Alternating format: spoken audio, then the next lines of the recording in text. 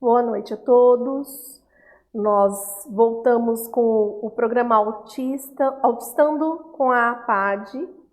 É um programa feito para você que quer saber mais a respeito do autismo, conhecer um pouco mais do mundo do autista, as dificuldades, as necessidades, o como se adaptar à realidade do mundo autista. E hoje nós vamos tratar de um tema muito interessante, que é o tema das altas habilidades, superdotação, que é bastante relacionado ao autismo. E para isso nós trouxemos a psicóloga Amélia Cortese, que é pós-graduanda em gestão de recursos humanos, pós-graduada em especialização lato sensu em teoria cognitivo-comportamental, pós-graduanda em TGD, altas habilidades e superdotação, e com extensão em afetividade em indivíduos com altas habilidades. Seja muito bem-vinda, Amélia, e, por favor, cumprimente os nossos assistentes. Muito obrigada, Natália, pela recepção. Boa noite a todos. Agradeço por estar aqui hoje e tenho certeza que esse assunto é um tema super relevante para as comunidades aqui de Dracena e para todos os nossos ouvintes e aqueles que estão nos assistindo. Espero que seja agradável e que vocês possam aprender bastante conosco essa noite. Amélia, a primeira coisa que a gente precisa saber é o que é exatamente o HASD, ou seja, as altas habilidades e a superdotação. De maneira geral, seria a capacidade acima da média. São indivíduos que eles possuem uma habilidade, um potencial avançado, né? Mas como que a gente consegue interpretar isso? Isso é interpretado, né, quando a gente faz uma bateria fatorial de testes, né, que existe, e o QI desse indivíduo é muito elevado, né? Ele pode chegar de 121 a 130 e acima disso. Mas como que nós podemos perceber esse QI elevado, né?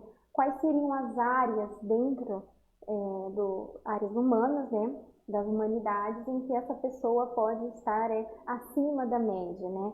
São áreas de linguagem, são áreas também de artistas, né? As áreas de criatividade, as áreas humanas no geral, matemática, física, áreas acadêmicas também, música. Então nós temos muitas áreas em que um indivíduo ele é acima da média. Por exemplo, quando nós pensamos em figuras públicas, né? Para que fique um pouco mais claro. Elton John, por exemplo, ele aprendeu a tocar piano de ouvido. Ele não teve aulas de música para aprender a tocar piano. Ele presenciou em um dado momento uma professora tocando piano e ali ele escutou essa apresentação dessa professora. Ele pediu ao pai que o levasse para encontrar com essa professora, para ter uma aula. E assim, quando ele encontrou com ela, ele tocou toda a música, o repertório que ela tinha apresentado naquela noite, sem ter nenhum contato com aulas de piano. Ele aprendeu de ouvido. Isso seria essa excepcionalidade, né? Essa alta habilidade de superdotação que o indivíduo tem. E qual é a relação que existe entre o autismo e as altas habilidades ou a superdotação? Bem, depende, né? Nós não devemos entender que a comorbidade das altas habilidades de superdotação seja algo que sempre vai acontecer com o autista de nível 1 de suporte. Isso pode acontecer ou não pode acontecer, mas nós sabemos que isso sim acontece, né? É chamado de 2E, que seria essa dupla excepcionalidade que o autista de nível 1 de suporte pode ter. Né? Isso é muito comum, essas comorbidades que seriam adicionais, né, para que você possa entender no autista. Por exemplo, existem autistas que têm transtorno obsessivo compulsivo, o famoso TOC. Então, nós não podemos colocar as pessoas em estereótipos, né? Ele tem algumas características que possam dar indício. É importante sempre ter o acompanhamento com um profissional que possa tirar essa dúvida, né? Mas isso pode acontecer sim, mas é um mito que todo autista de nível 1 de suporte tem altas habilidades ou superdotação. E a superdotação, as altas habilidades, elas podem acontecer com não autistas. Sim, exatamente. Isso também pode acontecer. Não se sabe como que isso surge, né? É como se fosse algo que acontece ali no processo de quando os 23 cromossomos da mãe e os 23 cromossomos do pai se fundem, né? Não se sabe como isso bem acontece, mas seria esse 2E, né? Essa dupla excepcionalidade que acontece dentro do indivíduo. Quando falamos dentro, são os seus processos cognitivos, né? E isso acaba acontecendo. Amélia, uma curiosidade que me veio agora, porque minha mãe deu aula a vida toda na pré-escola e ela aplicava testes de QI nas crianças. E eu lembro várias vezes, nossa, esse daqui tem um QI muito alto, né? Olha que interessante e tal. Esse teste, ele é aplicado com frequência, essa bateria de testes hoje, porque não é mais um teste, né? Eles são aplicados com frequência nas escolas e quando alguém tem um resultado acima da média, qual o procedimento normal de ser feito? Sim. Normalmente, falando do início, né, como isso pode começar. Normalmente, quando a gente pensa em crianças, é aquela criança que às vezes com 2 anos de idade já começou a ler, a escrever e isso acaba trazendo uma certa atenção, tanto para os pais, e aí quando vai para a escola, dos professores, porque é uma criança acima da média. É uma criança que pega as coisas muito rápido, que entende as coisas muito rápido, tem uma sensibilidade, tanto para os comportamentos dos outros, ou até para as próprias matérias, né, para as disciplinas que aprende. E como que funciona esse processo? A partir dessa percepção de excepcionalidade do indivíduo, né, que aí até então a gente não sabe se é alta habilidade ou superdotação, a pessoa, né, o indivíduo, ele é sujeito a uma bateria de testes. Esses testes, eles vão medir o QI, eles vão medir as questões de criatividade, eles vão medir as questões de fala, tudo que for possível para que possa analisar se a pessoa, mesmo dentro desse diagnóstico de altas habilidades ou superdotação, se ela é típica ou atípica. Então, a partir desse diagnóstico, né, que hoje está bem mais avançado do que era antigamente, aqui para o Brasil, porque nos Estados Unidos existem já algumas pesquisas que já olhavam para essas pessoas com um pouco mais de atenção. Então, a pessoa faz essa bateria de testes e, a partir dali, dentro desses campos de humanidade, de acadêmico, linguagem, musical, existe a possibilidade de um direcionamento do que fazer com esse indivíduo. Porque pessoas que têm esse diagnóstico de altas habilidades ou superdotação precisam de estímulos diferentes. Porque aí é um assunto que nós vamos entrar, né? Que normalmente as pessoas com altas habilidades ou superdotação às vezes não se dão tão bem na escola ou na faculdade. São pessoas que têm essa excepcionalidade, mas às vezes são aqueles que tiram notas ruins, que não conseguem se relacionar dentro da escola. Então, a partir desse diagnóstico, é uma base para ajudar esse indivíduo a viver dentro da sociedade com essa excepcionalidade. Então, é preciso o acompanhamento, né, com psicoterapeuta, neuropsicólogo, né, às vezes até com neuropedagogo também, para que possa ir encaminhando esse indivíduo para uma melhora de vida. E aí a pergunta que não quer calar. Meu filho tem altas habilidades, meu filho é superdotado. Ele vai ser bom em tudo? Não. Ou seja, eu tenho um gênio dentro de casa? Não. Seria muito interessante, né, se nós conseguíssemos sermos bons em tudo, né? Não só as pessoas com altas habilidades, mas também nós também que não a temos, né, as pessoas típicas. Mas não é assim. Imagine só, nós participamos de um núcleo homogêneo de pessoas, né, que existem aqueles que se destacam. E justamente aqueles que se destacam sofrem uma certa pressão por se destacarem. Agora, imagina você uma pessoa que é denominada com altas habilidades de superdotação e recebe o nome de gênio. E aquilo acaba se tornando um estigma que a pessoa leva para o resto da vida. Porque às vezes a alta habilidade que ela tem não é tão atrativa para as outras pessoas. Às vezes é um músico excepcional. E às vezes não vai se dar tão bem com matérias de português, matemática, geografia. Pode apresentar notas ruins. E aí como que funciona isso? E quando a gente olha para esses indivíduos com altas habilidades, pesquisas apontam de fato que às vezes eles têm um rendimento escolar baixo, porque não são reforçados da maneira necessária, sofrem até um certo tédio, porque pegam as coisas muito rápido, e aí isso acaba se tornando, nossa, já entendi, por que eu tenho que ver isso todo dia se eu já entendi? É a mesma coisa de maneira repetitiva, não quero. Acabam não querendo ir para a escola, porque não é só a questão escolar que nós podemos falar também, mas a questão afetiva. Porque isso acaba gerando uma certa atenção que as outras pessoas às vezes não sabem como lidar.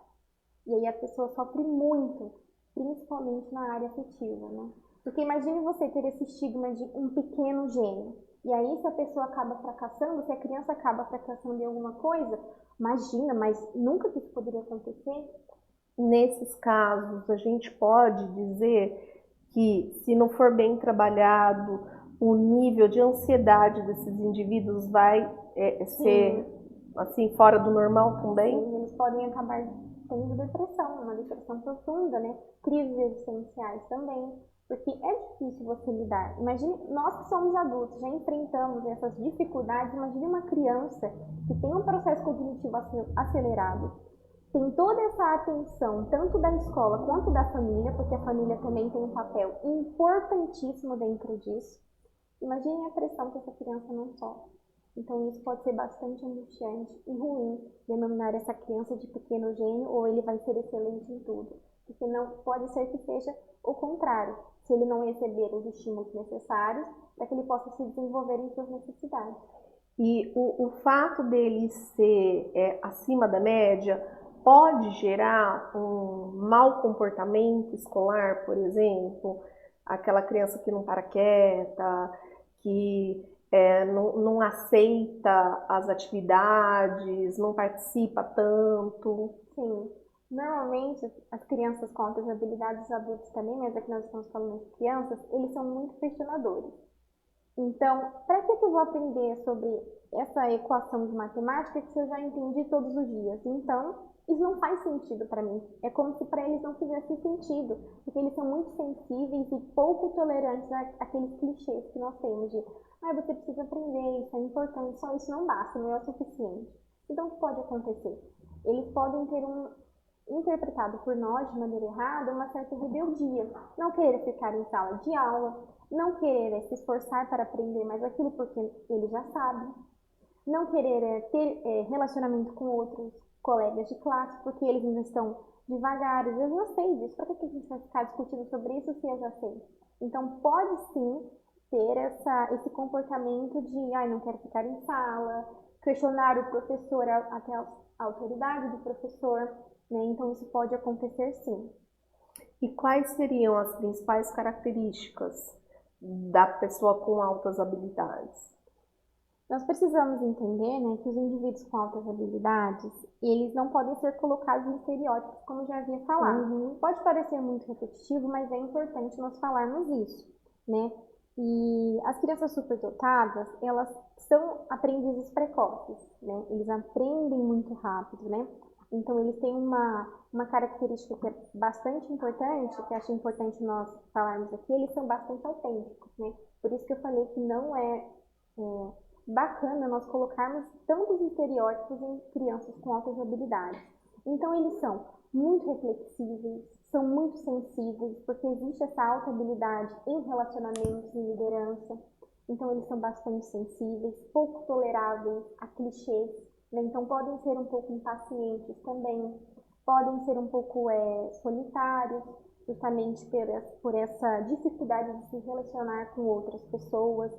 Eles também são bastante questionadores, eles querem entender, eles querem perguntar. Então são pessoas assim que são muito inteiradas, gostam de conversar. Então isso são características assim que fazem com que a equipe multidisciplinar, que vai participar desse processo de diagnóstico, consiga perceber essa diferença que faz a pessoa com altas habilidades não participar desse grupo homogêneo, né? Amélia, e por que é importante a gente fazer o diagnóstico, por assim dizer, né, dessa alta habilidade, dessa superdotação, o mais precocemente possível? Exatamente, porque quando nós pensamos no contexto escolar, que é onde a criança passa a maior parte do tempo, nós precisamos entender que esse indivíduo precisa ser estimulado da maneira certa. E ele precisa aprender desde muito pequeno, ele e a família, porque isso é muito importante. A família precisa estar junto nesse processo com a escola, né, principalmente com os professores, de que ele precisa aprender a se relacionar, para além das matérias da escola, né, que isso aqui é algo que nós podemos superar. Mas os relacionamentos são uma questão para os indivíduos com altas habilidades, né? Então, o diagnóstico precoce, ele é importante para que possa ajudar até o próprio professor e a família quais caminhos tomar. Por exemplo, se ele é muito inteligente em linguagem, então vamos passar atividades para eles que envolvam a linguagem. Claro, ele também precisa entender que ele precisa se inteirar dessas matérias que são obrigatórias na matriz curricular, né? Como também existem outras possibilidades de adiantar essa criança de ano. Mas tudo isso tem que ser muito bem pensado, porque às vezes adiantar a criança de estar na quinta série e vai para a sexta é mais prejudicial do que mantê-la na série que é a idade correspondente. Amélia, em relação a essa questão de adiantar a criança, existe uma certa vaidade às vezes, né? Porque orgulha os pais. Nossa, meu filho ele está muito adiantado, eu vou colocar ele um pouco mais para frente, né? Esses dias eu vi uma matéria de um jornal falando de uma menina que estava no primeiro colegial e passou para o vestibular de medicina, numa faculdade renomada, e acabou conseguindo judicialmente a possibilidade de cursar já a medicina. Mas e a questão da maturidade desse indivíduo? Acompanha? Dificilmente não, porque o que acontece? A afetividade de sujeitos com altas habilidades de superdotação é pouco explorada, porque às vezes ele tem aquela facilidade enorme com alguma área em que ele é excepcional, mas na área afetiva ele não tem os recursos necessários. Então acaba indo às vezes para uma sala de pessoas que são mais velhas que ele. Essas pessoas têm uma certa dificuldade de se relacionar com essa outra pessoa, porque também precisa um preparo das outras crianças que vão recebê-lo. E aí a pessoa tem também essa dificuldade, a criança não tem a maturidade suficiente para lidar com todas essas emoções, a família acaba se envaidecendo, como você mesmo disse, porque olha só, meu filho se adiantou na sala, ele é super inteligente, mas e a afetividade dessa criança? E aí que tudo isso precisa ser muito bem analisado, porque às vezes, por questões de matérias, claro, vamos passá-la adiante, 2 anos, 3 anos, mas na questão de afetividade, dos prejuízos que isso vai, não a longo prazo, a um tempo que vai passar, não valerá a pena, porque aí a criança pode desenvolver ansiedade, pode ter depressão, porque não foi desenvolvida a afetividade desse indivíduo. Então é muito perigoso adiantar apenas por adiantar, pela vaidade. Tudo isso precisa ser analisado. E você tem alguma recomendação para aquelas famílias que começaram a perceber, né? Meu filho tem assim algo a mais, ele está um pouco mais adiantado do que as outras crianças que convivem conosco. Quem essa pessoa, quem essa família precisa procurar? Acredito que primeiramente um psicólogo. Mesmo que não seja um psicólogo especialista, um psicólogo que saiba que existe essa diferenciação do QI, ele pode guiar essa família. Olha, você pode ir em tal especialista, você precisa ir no neuro, você precisa ir no neuropediatra, vamos ver quais caminhos nós podemos seguir. E o mais importante é que para nós em Dracena, existe uma bateria fatorial de testes e eu trouxe aqui para mostrar para vocês, Natália, peço que você me permita que eu mostre, sim, que é uma triagem de indicadores de altas habilidades de superdotação. Aqui para vocês verem assim. Essa é uma triagem que ela é aplicada por um psicólogo no contexto escolar. Então, a escola pode convidar esse profissional para que leve esse teste, esse questionário, para ser aplicado naquele indivíduo, naquela criança, que eles percebem que isso está acontecendo. E a partir desse indicador, esse indicador é um caminho que vai facilitar a vida dessas famílias, porque hoje nós temos o conhecimento de quais caminhos nós podemos seguir. Então, essa triagem, ela facilita muito a vida dos pais, porque aqui já tem indícios de quais seriam essas áreas que essa criança tem essa facilidade, já seria um indício ali, e também seria interessante até para fazer naqueles indivíduos que talvez você acha que tem, mas não tem aquela certeza, porque às vezes tem crianças que são superdotadas, não só na questão escolar, como isso já vem falado, nós temos falado isso, né, ao longo da nossa conversa, e às vezes tem, mas a escola não consegue reconhecer. Então, isso é muito importante. Seria interessante que todas as salas de escolas pudessem fazer essa triagem. Mas esse seria um caminho inicial. E a partir disso, um profissional de psicologia que tenha iniciado, ou pelo menos tenha uma formação especial em altas habilidades de superdotação. Isso seria perfeito, né? Esse é o caminho ideal e saudável para as famílias e essas crianças. Entendi. E você tem alguma recomendação em especial para os pais? Sim, eu trouxe um livro para mostrar para vocês. É um livro que tem um preço acessível, ele está disponível na Amazon. Ele tem um artigo em inglês, mas todos os outros são em português. E olha o título do livro: Autismo, Superdotação e Dupla Excepcionalidade. Ele vende na Amazon. Ele tem alguns artigos até traduzidos dos Estados Unidos que nos traz um parâmetro para nós podermos analisar essas contingências da criança, né? Tanto no contexto escolar. Isso é bem interessante. Eu acho que isso abre a mente dos pais para essas possibilidades, né? Porque se você acha que a criança tem essa excepcionalidade, né? Vamos investigar, né? E aqui no livro ele fala bastante sobre esse 2E, essa excepcionalidade. Não encarem falar como excepcionalidade como algo preconceituoso, alguma assim. Excepcionalidade seria aquilo que é excepcional, que é importante, que tem uma característica que foge do padrão. Que foge do padrão. Então esse livro é muito interessante para que as pessoas possam ler. Na nossa conversa toda, me veio a seguinte ideia. A gente precisa lembrar que ter deficiência cognitiva é sempre visto como um problema, né? E ser inteligente, né, não é problema. Nossa, é maravilhoso.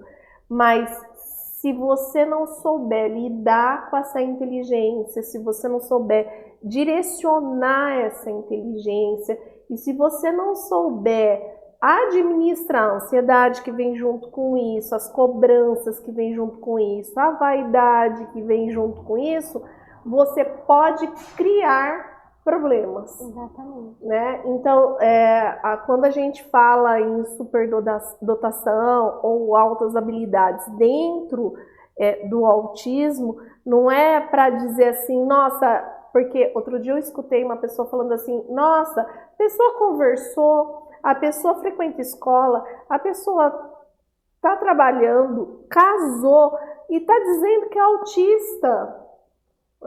E aí eu falo, olha, mas autismo não tem estrela na testa. E o superdotado, o com altas habilidades, também não tem. E a gente precisa entender que o que foge do padrão, exatamente por fugir do padrão, acaba trazendo consigo alguns problemas e que a gente precisa aprender a administrar. Nós precisamos parar com esses clichês. Esses clichês prejudicam não só o indivíduo em que você fala, por exemplo, ele tem autismo nível de suporte 1. Imagina, ele conversa tão bem, ele se relaciona tão bem, ele é um líder. Nem parece autista. Então, isso é muito prejudicial, porque além de você prejudicar a afetividade do outro, você impede também que essa pessoa produza para a comunidade. Porque se essa pessoa ela tem essa excepcionalidade, ela pode produzir alguma coisa que será útil para o mundo. Então, isso é prejudicial para todos nós, né? Esses clichês que as pessoas às vezes têm por não saberem, ou por às vezes saberem, mas querem permanecer nesse ideal que é prejudicial, né? Então, vamos parar com esses mitos que não fazem bem para ninguém. Exato. Bom, eu agradeço muitíssimo a nossa conversa. Se você tiver mais alguma coisa, mais alguma consideração a fazer, fica à vontade, tá? Mas assim, nossa, eu acho que deu para trazer para o pessoal lá de casa, aquela família que, nossa, será que meu filho é, né, autista com altas habilidades? Será que ele é superdotado? Para onde que eu vou? O que que eu faço? Eu acho que a gente trouxe aí algum norte para essa pessoa. Eu agradeço o espaço, Natália. Acho que isso é bem importante para que as pessoas saibam que existem sim possibilidades e que existem profissionais aqui em Dracena interessados nesse tema. Então, isso traz um certo alívio para a nossa comunidade dracenense de que existem possibilidades de um caminho melhor para esses indivíduos. Bom, a gente fica por aqui.